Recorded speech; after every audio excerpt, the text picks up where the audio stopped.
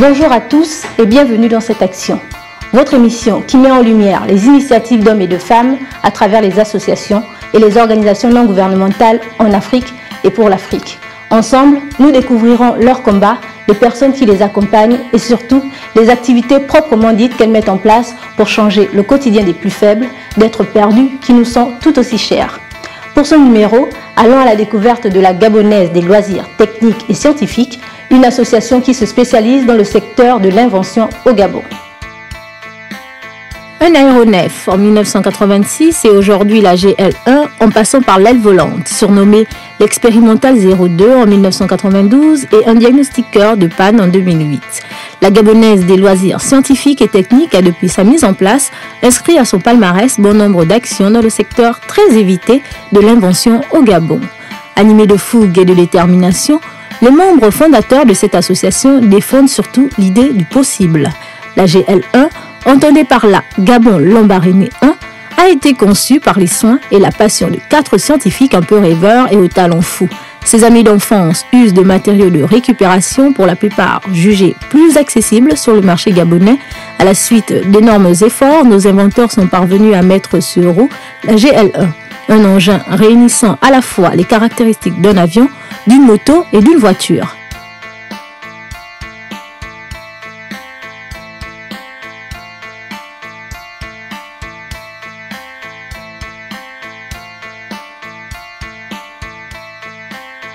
Le projet qui nous tient à cœur, c'est GL1, Gabon Lambaréné 1. Lambaréné parce que c'est nos origines, le Gabon parce que bien sûr nous sommes ici. L'objectif, c'est de créer un véhicule avec des matériaux de récupération et de prouver que tout en étant au sud du monde et précisément au Gabon, nous sommes capables de créer des véhicules tout comme le font les Occidentaux. Et un des objectifs qui est fixé par GL1, c'est de créer un véhicule de voyage qui peut rouler sur de très longues distances, qui d'un point de vue consommation est vraiment économique et qui est accessible au portefeuille de l'individu lambda. Là pour l'instant, donc l'association pour l'instant elle est focalisée sur GL1. Le but, c'est de parcourir au moins 2500 à 3000 km avec GL1 et de prouver que les Gabonais et les Africains peuvent.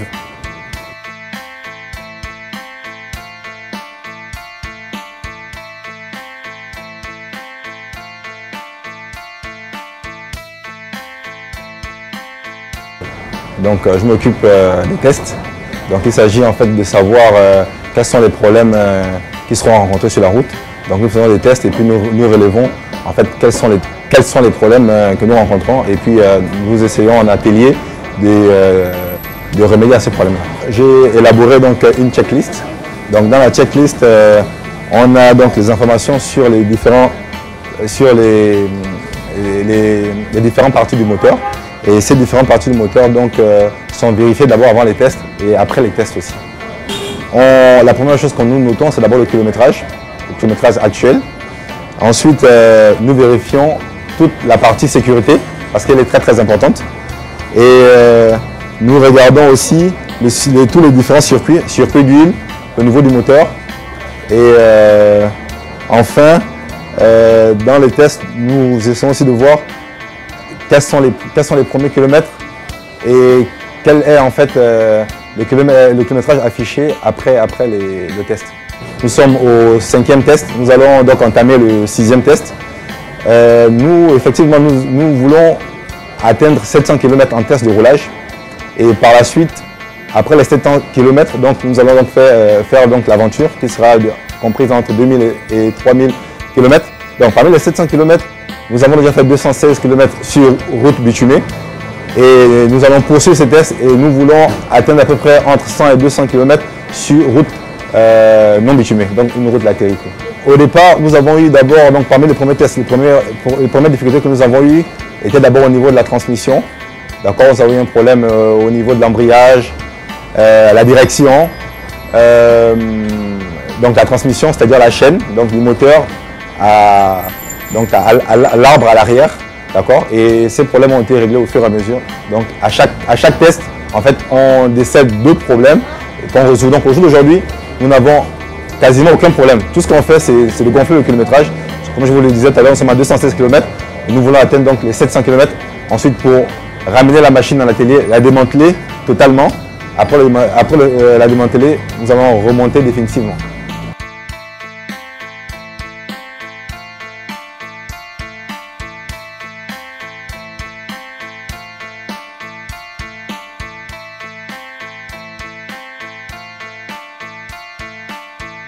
Le matériel, après une étude, une conception qui est faite en atelier, on se rapproche des parcs pour avoir, en fait, l'ensemble est fait sur du matériel de récupération, sur les parcs et les casses de la place.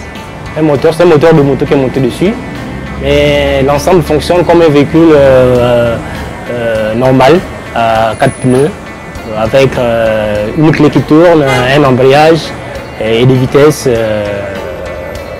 comme tout véhicule. Jusqu'à présent, on ne peut pas chiffrer le temps parce qu'on travaille à 11 heures de récupération.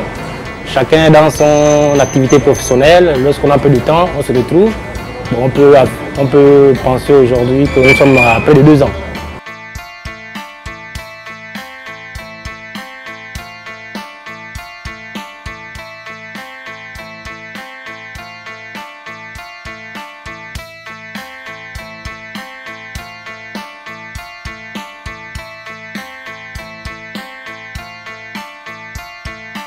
On a essayé d'amener des éléments d'avion, des éléments d'automobile et puis quelques pièces de moto. On a un engin qui roule, qui se conduit comme une voiture, qui a la forme d'un avion et qui a la mécanique de moto aussi. L'objectif, c'est essayer de descendre dans les établissements techniques, d'accord? Essayer de motiver les jeunes techniciens pour qu'on puisse se lancer aussi dans la conception. Parce que si les autres ont commencé à imiter, aujourd'hui, ils essaient de concevoir. C'est pour dire que nous aussi, on est capable de le faire. Bon, la réponse, c'est à travers cette machine. Parce que si on est parti à partir de rien, on a récupéré une pièce de gauche à droite et pouvoir concevoir un engin où on a pu totaliser 215 km. On a pu atteindre les 70 à 75 km. Moi, je pense que c'est déjà, pour un début, ce n'est pas négligeable.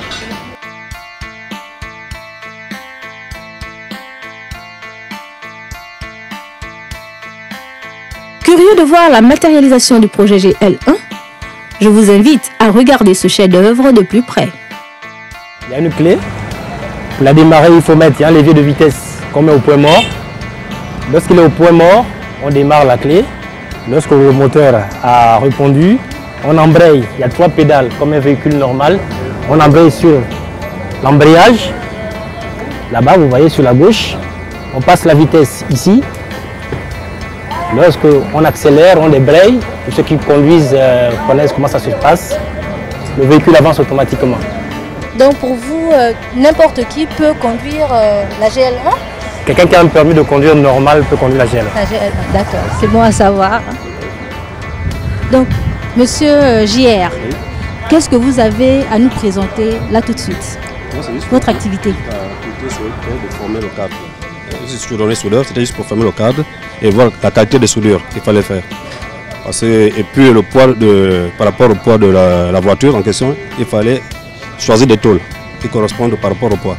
Par exemple là on a la tôle GABA qu'il fallait mettre, c'est rivé c'est vrai, ça pèse moins. Et ici le plancher on a la tôle aluminium, hein, ça pèse pas. Mais par contre le cadre on l'a fait avec des tubes carrés de 40 et de 50 à plus bas, avec des goussets. Voilà en gros, en quelque sorte, ce que j'ai effectué. Je peux savoir ce que c'est, ça? Ça c'est un réservoir en fait. Oui, le réservoir il a une capacité de 10 litres. Et l'avantage avec cette voiture, c'est qu'elle fait 1 litre aux 100 km. C'est vraiment très économique. Et 2 litres aux 100 km, exactement, que vient de rectifier mon technicien en face. Elle fait 2 litres aux 100 km. C'est vraiment économique et sur le plan de la direction, on n'a pas besoin de tenir le volant pour penser que la roue va se débattre. On peut laisser et conduire tranquillement sans avoir la crainte que la direction va se déporter quelque part.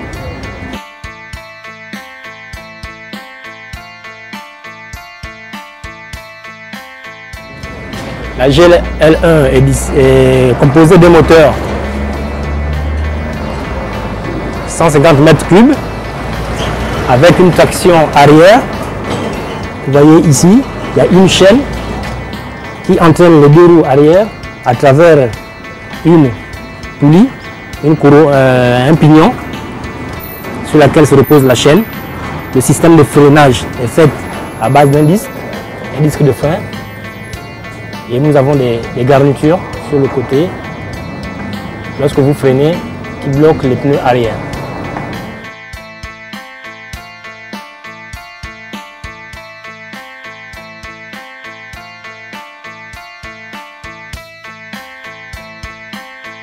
On a voulu, à travers le projet GL1, associer plusieurs types de technologies, en fait, de conception des engins roulants. On a essayé d'apporter un peu la passion, notre passion d'aviation, parce que dans le passé, on s'est exprimé à travers en montant des avions, des aéronefs, je vais dire. Bon, maintenant, au début, on avait voulu monter encore un aéronef. Alors, voyez-vous, monter un aéronef, ça coûte déjà très cher et on ne peut pas monter un avion avec des matériaux de récupération. Donc, par faute de moyens, il fallait se rabattre sur l'automobile. Et avec l'automobile, même avec nos maigres moyens, on est capable, à partir de matériaux de récupération, en récupérant des pièces de gauche à droite, on peut concevoir un véhicule qui peut répondre aux normes techniques et que n'importe qui peut utiliser. Bon, pour l'instant, je peux dire que nous sommes encore en train de faire des tests. Donc, je ne peux pas vous dire parce que l'engin, proprement dit, n'est pas encore fini. Hein? On est en train de tester encore nos différents types d'assemblage qu'on a eu à faire, les soudures, la mécanique, pour voir un peu ce que ça vaut. Et c'est pour ça que nous avons au moins 700 km à réaliser comme test mécanique, pour être sûr que réellement on a un engin qui est fiable. Donc c'est à partir de ces tests-là qu'on peut se prononcer. Pour l'instant, nous sommes dans les ateliers, donc on ne peut pas dire que nous sommes satisfaits. Bon, en partie, je peux dire que nous sommes satisfaits parce que actuellement, je peux vous dire que on est arrivé quand même à répondre à beaucoup de défauts qu'il y avait sur cet engin. Donc, avec les 215 km qu'on a réalisés, on a pu quand même corriger tous les défauts qu'on a pu enregistrer dans les passés. Donc, pour l'instant, on roule, on essaie seulement de totaliser plus de kilométrage. Mais sinon, pour l'instant, je pense que mécaniquement, l'engin est au top. Moi, déjà, mon métier me permet de parcourir beaucoup de risques. Déjà, concevoir un avion volé à bord, c'est pas donné à tout le monde. Hein. D'accord? Donc, pour moi, la voiture, c'est juste un détail. Mais la partie la plus compliquée, c'est concevoir un avion et voler avec. Et ça, Dieu merci, j'ai pu le faire. Donc, j'ai déjà totalisé plus de 43 heures de vol. Donc, c'est ça le risque aussi. C'est la passion de risque, en fait. Voilà. Et l'aventure aussi. Parce que dans ce projet, il y a une partie d'aventure aussi. Donc, parcourir le Gabon du nord au sud avec un engin que vous allez monter à partir de matériaux de récupération, c'est extraordinaire, en fait.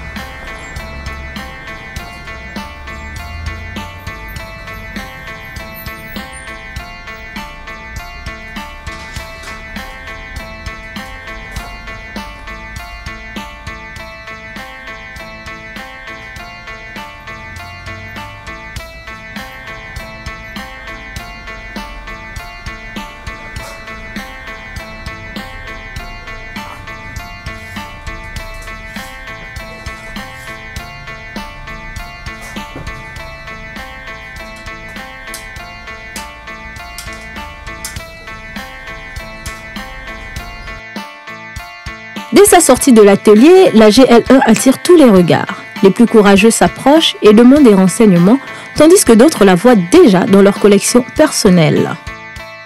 J'aimerais mieux me renseigner pour pouvoir le prendre, pour conduire, ou alors m'en faire une pour le mettre sous ma tutelle. Vous voyez, là, c'est génial, là. Et puis, on voit tout. Il y a des places assises, il y a tout et tout. Mais c'est vraiment, c'est chapeau, hein. Attention, il faut louer. Le Gabon, ça évolue, hein. Le Gabon étant doté d'un parc automobile des plus variés, vous verrez sûrement sur la route Libreville-Lambaréné la GL1 avec son slogan « Fabriqué au Gabon », poursuivant son objectif d'atteindre les 2500, voire les 3000 km.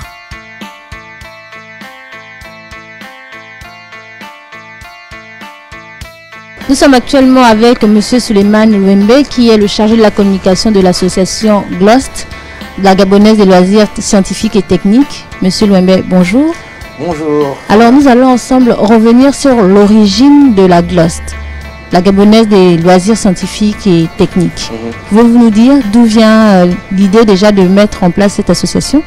C'est une bande d'amis qui sont tous férus de technologie et de technique et d'invention, de bons rêveurs, mais avec une base très rationaliste et une grande envie de réaliser leurs rêves, c'est-à-dire que leurs rêves prennent part dans la réalité, qui en 1980 se sont fixés l'objectif de créer cette association. D'accord, donc l'association a été mise en place depuis 1990. Elle a dépassé le stade de statut d'association d'amis à un statut beaucoup plus légal au niveau national. Oui. En fait, comme vous le savez, dans les années 80, ils avaient mis en place un engin volant ultra léger, un ULM, qui avait d'ailleurs volé quelques heures. C'est à partir de ce moment-là qu'ils se sont dit qu'ils se regroupent en association et qu'ils commencent à porter des actes plus sérieux. Donc l'association compte actuellement combien de membres? On va dire une petite dizaine, mais on n'a pas tout le temps des activités de groupe en fait. Comme vous l'aurez retenu dans le nom, il y a loisirs scientifiques. Donc on prend vraiment sur notre temps libre pour le faire. Et en ce moment, au XXIe siècle, tout le monde est toujours occupé. Donc je pense qu'il y a beaucoup qui n'ont plus le temps des loisirs scientifiques. Et donc ils ne mènent plus trop d'activités avec nous. Et ils se tiennent au courant, et notamment en ce moment du projet GL1. D'accord, j'aimerais bien revenir sur l'aspect loisir justement, qui est nommé sur le titre en fait de votre association. En quoi pourquoi loisir dans la Gabonaise des techniques scientifiques? Justement, prendre dans son temps pour faire des choses utiles au temps où on est occupé. C'est tout simple. On prend sur son temps libre pour créer des choses utiles pour le monde des gens occupés. Selon vous, pourquoi est-ce qu'il y a moins d'engagement, d'engouement par rapport à votre association? Parce que 10 membres quand même, c'est peu par rapport au nombre d'années d'existence. Bon, mais il n'est pas dans la nature des Gabonais de s'intéresser à des associations de type de loisirs techniques et tout. Donc, la tontine, ce serait déjà beaucoup plus dans nos mœurs. Mais bon, il est temps maintenant que les choses changent et qu'on essaye de sortir un peu des sentiers battus et d'essayer de montrer peut-être une nouvelle image des Gabonais. D'accord. Et par rapport à votre association, que faites-vous pour pouvoir susciter l'envie de venir C'est vrai qu'on ne communique pas beaucoup. Moi, en tant que communicateur au sein de la GLOST, ça fait quoi? Ça va faire 2 ans que je suis là. Je suis concentré en ce moment sur le projet GL1 et c'est vrai que je n'ai pas pensé à aller un peu plus dans l'ouverture. Merci du conseil et de la recommandation. D'accord. Alors, comment fait-on pour y adhérer s'il y a des gens qui nous regardent? Alors, s'il y a des gens qui s'intéressent aux loisirs scientifiques, veuillez composer le 03 18 03 00. C'est mon numéro propre, vous m'aurez. Et venez avec vos projets, venez avec vos rêves, venez avec tout ce que vous êtes. Et venez avec votre rationalité, votre désir de faire. On vous accueillera à bras ouverts. Et vous participerez aussi à des projets intéressants qui ne seront pas forcément les vôtres aussi. Mais venez avec vos projets, on vous attend. D'accord. Dites-moi, j'ai une autre question, celle de savoir ce que vous faites en dehors de la création d'objets plus ou moins scientifiques. Pour l'instant, on tape sur ça. Les objectifs qu'on a, c'est de réaliser des choses qui ne se réalisent en général qu'en Occident. Des éléments technologiques comme par exemple des motorisés ultra légers ou des véhicules, des choses comme ça. Parce que le challenge, il est là-dessus. Des pays comme la Corée sont arrivés à un rendement de production automobile qui est devenu presque, qui fait la concurrence à des géants comme les géants japonais ou les géants allemands. alors qu'il y a 30 ans ou 40 ans, ils étaient exactement au même niveau que nous. D'accord. Alors, on veut tabler sur ce genre de choses. Et qu'est-ce que vous faites également pour rentrer en contact? Quelles sont vos relations avec les autres associations ou avec dans le milieu technique et scientifique? Peut-être un ancien saura vous répondre mieux que moi. D'accord. Mais ce que je remarque par exemple de mon responsable de projet, c'est que c'est quelqu'un d'ouvert, qui appelle toujours tout le monde, qui essaie toujours de regrouper tout le monde pour essayer de dynamiser, d'amener un mouvement dynamique un peu plus fort au sein de l'organisation, qui a même déjà, qui s'est beaucoup rapproché d'autres associations d'inventeurs, mais souvent nos idées ne coïncident pas, on ne poursuit pas les mêmes objectifs. Et sur le plan de l'idéologie aussi, on est souvent un peu marginaux. Ah bon, pourquoi? Nous, ce qui est au centre de la GLOST, c'est l'humain. L'humain entouré de beaucoup de machines, beaucoup de... Voilà, c'est l'humain, mais on veut améliorer son existence. On veut améliorer l'existence de l'humain. Au sein de la GLOST, tout le monde est croyant.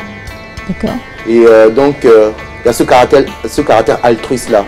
La célébrité, le succès, ce ne sera qu'une incidence. D'abord, l'humain. Parce que, qu'on se le dise ou pas, chaque matin on se réveille pour les autres. D'accord. Et par rapport aux missions que vous êtes attribuées dès le départ, dès la mise en place en fait de cette association, où en êtes-vous actuellement? Oui, alors bon, les missions qu'on s'est attribuées au début de l'association, où est-ce qu'on en est actuellement? Les inventions qu'on a présentées dans les salons, parce que ce qui est le nec plus ultra pour une association, c'est de pouvoir participer à des salons de l'invention, vous voyez ce genre d'activité.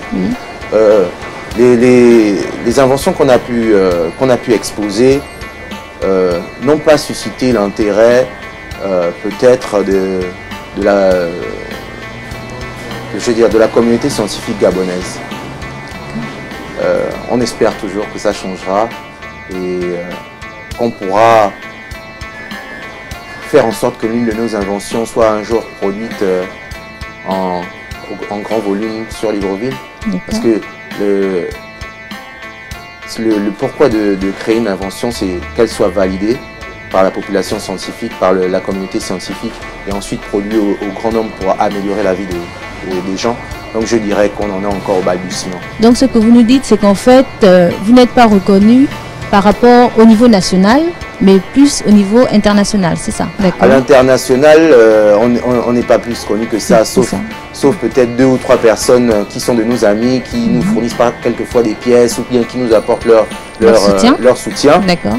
Mais je veux dire qu'on n'a pas suscité l'intérêt des gens à l'échelle nationale. Par exemple, un planteur de graines nous a supplanté l'année où on a proposé le détecteur de panne. D'accord. Que vous avez pu voir dans notre historique. D'accord, oui. Hein? Oui, nous avons vu.